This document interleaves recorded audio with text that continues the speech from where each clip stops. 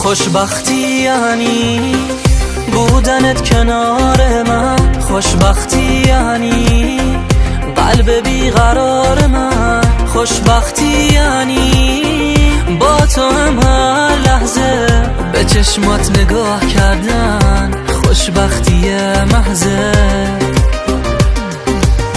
خوشبختی یعنی قدم زدن کنار تو، خوشبختی یعنی تا ابد در مدار تو، خوشبختی یعنی بودن تو زندگی، خوشبختی یعنی تنها عشق زندگی.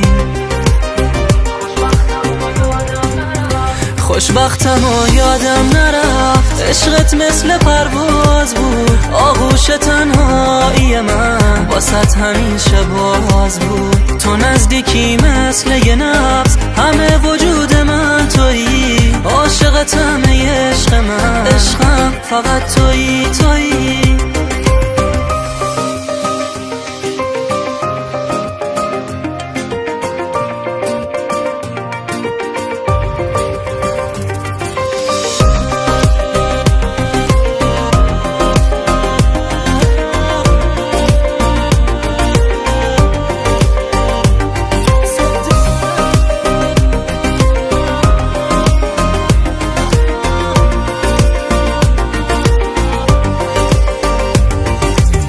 محبت چشمای تو چه بیقرارم میکنه، دوست دارم گفتن تو قلبمو بیتاب میکنه. خیال من راحت میشه از عشق و احساسم به تو، من مطمئنم آخرش که میرسه قلبم به تو. خیال من راحت میشه از عشق و احساسم به تو، من مطمئنم آخرش که میرسه قلبم به تو. خوشبختی یعنی بودنت کنار من، خوشبختی یعنی قلب بیقرار من، خوشبختی یعنی با تو هم هر لحظه به چشمات نگاه کردن، خوشبختی محضه.